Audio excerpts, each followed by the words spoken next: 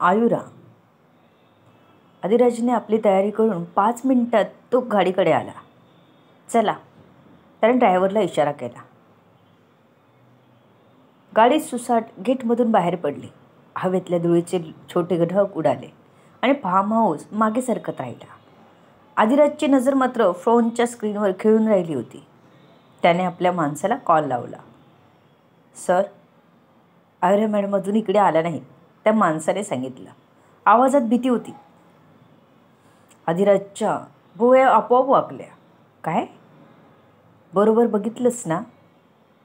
त्याचा आवाज थंड होता, पण त्यातली धार स्पष्ट जाणवत होती. हो सर, माझं तिकडेच लक्ष आहे. इथे मॅडम नाही आल्या. आदिराजचा हात फोनवर घट्ट झाला. आयुरा अजून घरी पोचली नाही? कुठे गेली असेल? गाडी कुठे टाकली असेल? सगळ्यात महत्त्वाचं, तिला गाडी चालवता येते हेच त्याच्यासाठी मोठं आश्चर्य होतं. गाडी चालवताना आजूबाजूला लक्ष ठेवा. कुठे गाडी ठोकलेली वगैरे दिसते का बघा. आदिराजने आपल्या ड्रायव्हरला संक्षिप्तपणे सांगितलं.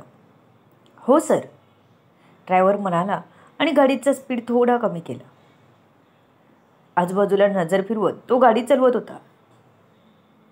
फार्म हाऊसचं शांत, दाट झाडांनी भरलेलं वातावरण मागे पडत होतं आणि कच्चा अरुंद रस्ता पुढे सुरू झाला.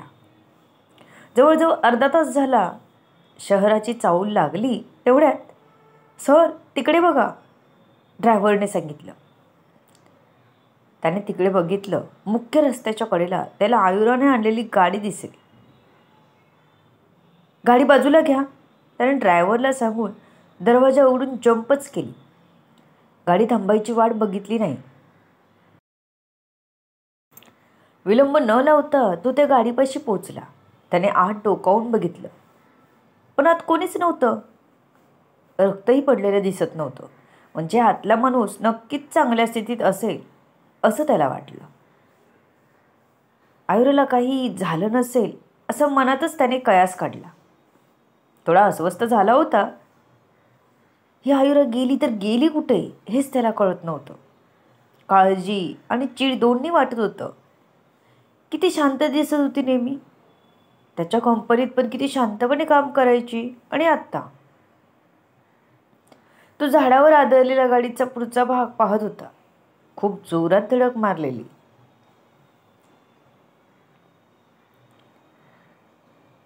तो येऊन पुन्हा गाडीत बसला.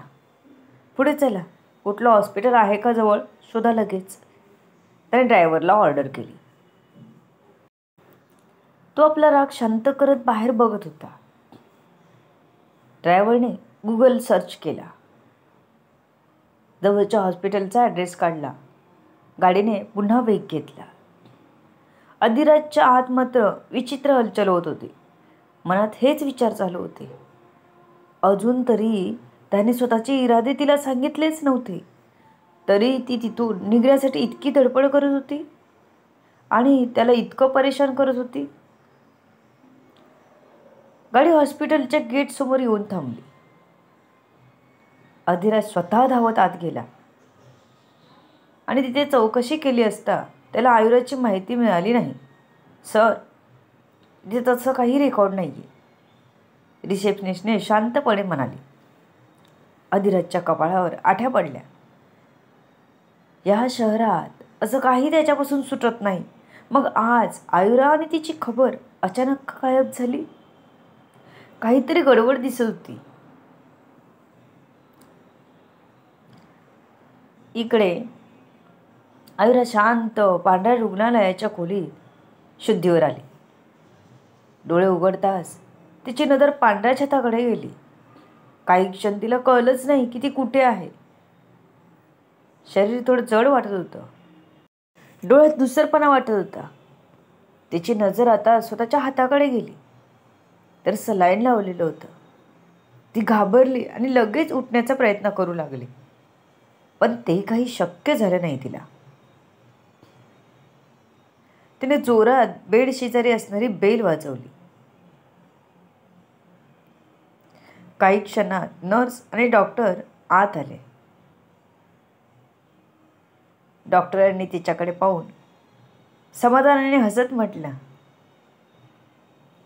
गुड, तुम्ही शुद्धीवर आलात. कसं वाटतंय? ठीक आहे डॉक्टर, पण मला इथे कोणी आणलं? त्याने डॉक्टरांना हळू आवाजात विचारलं. डॉक्टरांनी तपासत तिला सांगितलं. बाळा, त्यांनी आपली ओळख दिली नाही, पण हे दिले. डॉक्टरांनी तिला एक कागद तिच्या हातात दिला, ज्यात तिच्यासाठी काही शब्द लिहिलेले होते. तिने हात पुढे करून तो कागद आपल्या जवळ घेतला आणि लगेच उकडून बघितला. तो अधिराजपासून बाजूला व्हायचा. तू त्याच्या लायक नाहीस, तेव्हाही नव्हतीस आणि आताही नाहीस. आयुराला हे वाचून धक्का बसला. काय? कोण असेल हा? आता हे काय अजून नवीन? हा माणूस कोण आहे? अधिराजच्या आयुष्यातून बाजूला व्हायला सांगतोय? ती पुटपुटलीच. आयुष्यात नवीन मूड आला होता, ज्या माणसाचा काही संबंध नाही. तो अज्ञात माणूस येऊन तिला चिठ्ठी देऊन जातो आणि लांबच जात असलेल्या अधिराजपासून लांब जायला सांगतो. तिला हसू आलं, केविलवानं हसू. ती तर अधिराजच्या फार्म हाऊसवरून पळून आली होती. तिला आपल्या घरी जायचं होतं. तिला मागे घडलेली एक एक गोष्ट आठवू लागली. तिने रात्री वरती गेल्यावर झोपण्याचं सोंग केलं. जसा अधिराज बाहेर गेला तशी बेडशीट घेऊन ती उठून बाथरूममध्ये गेली. तिने खिडकीच्या काचा अलगद काढून ठेवल्या आणि बेडशीट खाली टाकली. त्यानंतर खिडकीतून बाहेर गेली. खिडकीवर ठेवलेल्या काचा पुन्हा लावल्या, म्हणजे कोणाला डाऊट येणार नाही. तिला जंप मारायची ट्रेनिंग होती, त्यामुळे तिने पहिल्या मजल्यावरून सहज खाली उडी मारली. तिला काही कष्ट पडले नाहीत. तिने बेडशीट आपल्या अंगाला गुंडाळून घेतली. नंतर ती हळूहळू चालत पुढे आली. गेटच्या थोडं जवळ आल्यावर ती एका झाडामागे लपली. एक एक करत सिक्युरिटीला मार्गी लावत तिने त्यांच्या खिशातून गाडीची चावी घेतली आणि त्यांच्याकडून काही पैसे घेतले. त्यानंतर तिने गाडीच्या चावीला प्रेस केलं, पण नेमकी कुठली गाडी ते तिला लक्षात आलं नाही. तिथल्या 2-3 गाडीजवळ जाऊन तिने चावी प्रेस केली, तेव्हा तिला एक गाडी बीप आवाज करत असलेली आणि लाईट करत असताना दिसली. तिने समीर दादाच्या मित्राची 4 व्हीलर शिकली होती, तीच आता कामी आली. ही गाडी सेमी ऑटोमॅटिक होती. तिने आधी चालवलेली गाडी साध्या फीचर्सची होती आणि ह्या गाडीचे फीचर्स वेगळे असल्याने तिला चालवताना प्रॉब्लेम येत होता. त्यामुळे अंदाज न येऊन तिने त्या अरुंद रस्त्यातून जाताना एका झाडाला गाडी ठोकली. पण नशीब ब्रेक लावल्यामुळे जोरात आपटली नाही. तिथून तिने कशीबशी मागे घेऊन मुख्य रस्त्याला घेऊन गेली की तिचा पुन्हा स्टेअरिंगचा हात जोरात फिरला आणि गाडी रस्त्याच्या कडेला असणाऱ्या मोठ्या झाडाला जाऊन आदळली. ह्यावेळी जोरात आपटली होती. तिचं डोकंसुद्धा आपटणारच की एअरबॅग ओपन झाली, त्यामुळे तिला लागलं नाही. पण ह्यावेळी आयुरा घाबरली होती. एअरबॅगचा धक्का आणि शॉकने आयुरा गाडीतच बेशुद्ध झाली. तिला कोणीतरी गाडीतून नेऊन हॉस्पिटलला ॲडमिट केलं होतं, जे तिलाही माहीत नव्हतं. पण आता हातातल्या कागदाकडे ती एकटक बघत होती. डॉक्टर बाहेर निघून गेले. खोलीत पूर्ण शांतता पसरली होती. आयुराने डोळे मिटले आणि तिच्या मनात पहिला प्रश्न चमकला, अधिराज इथे पोचेल का? त्या विचारानेच तिच्या छातीत धस्स झालं. पांढऱ्या बेडवर पडलेली, डोक्यावर पट्टी बांधलेली खोल श्वास घेत होती ती. तिच्या मनात एकच विचार आला, इथून निघायचं आहे, घरी जायचं आहे आणि सर्वात महत्त्वाचं अधिराजपासून दूर राहायचं आहे. इकडे राकेशचा फोन वाजला. त्या मुलीची सावलीसुद्धा माझ्या मुलाच्या आयुष्यात नको आहे. एका नोकराची मुलगी मी माझ्या मुलाच्या आयुष्यात येऊ देणार नाही. तिला लांब ठेव. हा सक्त आवाज राकेशच्या कानात घुमला. Yes sir. राकेशने लगेच विलंबन लावता उत्तर दिलं आणि कॉल कट झाला. नोकराची मुली? आता राकेशचंच डोकं चक्रायची पाळी आली होती. हे सगळं काय होतं? इकडे आदिराज हॉस्पिटलमधून बाहेर पडताच त्याने पुन्हा आपल्या माणसांना कॉल केले. CCTV फुटेज चेक करा. रस्त्यावर, टोलवर किंवा कोणत्या हॉस्पिटलमध्ये ॲम्ब्युलन्स आली तर त्याचे फुटेज मला हवं आहे. त्याचा आवाज शांत नव्हता. आवाजात अस्वस्थता दिसत होती. ज्याला पूर्ण शहर त्याच्या नावाने ओळखत होतं तोच आज एका साध्या मुलीचा मागमूस शोधताना अस्वस्थ झाला होता. त्याने स्वतःलाच पुटपुटलं, आयुरा, तू मला इतकं का त्रास देतेस? आदिराज कितीतरी हॉस्पिटल शोधून थकला होता. आयुरा कोणत्या हॉस्पिटलमध्ये गेली? की मग इथून कुठे दुसरीकडे पळून गेली? इतक्यात आदिराजचा फोन वाजला. हां बोल राकेश. राकेशने काहीतरी माहिती सांगण्यासाठी कॉल केला असेल म्हणून आदिराज त्याला म्हणाला. सर मोठ्या सरांचा कॉल आलेला.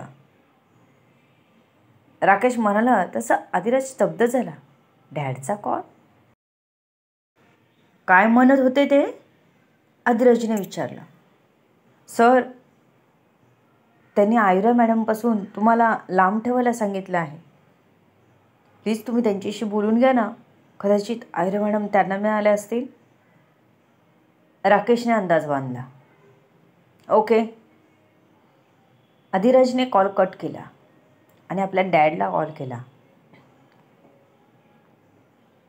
डॅड, आयुराला कुठे ठेवलात? तुम्ही माझ्या मॅटरपासून लांब राहा. आयुराला काही झालं ना तर बघा, मी तिला माझ्यापासून अजिबात लांब जाऊ देणार नाही. आदिराज रागानेच म्हणाला. तू कधीपासून एवढा मोठा झालास रे की बापाला तू तुझ्या मॅटरपासून लांब ठेवतो? कामधंदा सोडून तू त्या लग्न झालेल्या बाई मागे लागलायस. एक लक्षात ठेव, बाप आहे मी तुझा. ती नको आहे मला तुझ्या आयुष्यात आसपास, म्हणजे नकोच आहे. तिला शोधायचं बंद कर. ती कुठे आहे ते मी तुला सांगायला बसलो नाही. आदिराजचे डॅड भैरव म्हणाले. डॅड, मी तिला शोधणार. आदिराजने तेवढ्याच हट्टाने आणि रागाने सांगितलं. दाखव शोधून, मी बघतोच. पण ऑफिसला दिसला पाहिजेस, नाहीतर पूर्ण संपत्तीतून बेदखल करतो मी. मग बस शोधत तिला. भैरव म्हणाले आणि कॉल कट केला. तसा आदिराजने बाजूच्या सीटवर हात आपटला. त्याचा राग अनावर झाला होता. डॅड, तुम्ही मध्ये का आले? ब्लॅकमेल केलेलं अजिबात आवडलं नव्हतं त्याला. डॅड तर घरी होते, त्यांना काही समजणार नाही याची काळजी घेतली होती त्याने. मग त्यांना कोणी सांगितलं? त्यांची माणसं आहेत? असतीलच. गाडी ऑफिसला घ्या, त्याने ड्रायव्हरला सांगितलं. कारण डॅडनी सांगितलं म्हणजे त्याला ऑफिसमध्ये गेलंच पाहिजे होतं. पण तो काही शांत बसणार नव्हता. स्वतः शोधायला गेला नाही तरी त्याची टीम शोधत होती आयुराला. त्याने अजून एक टीम त्याच्या वडिलांच्या मागावर पाठवली तर अजून दुसरी टीम आयुराच्या मागे पाठवली.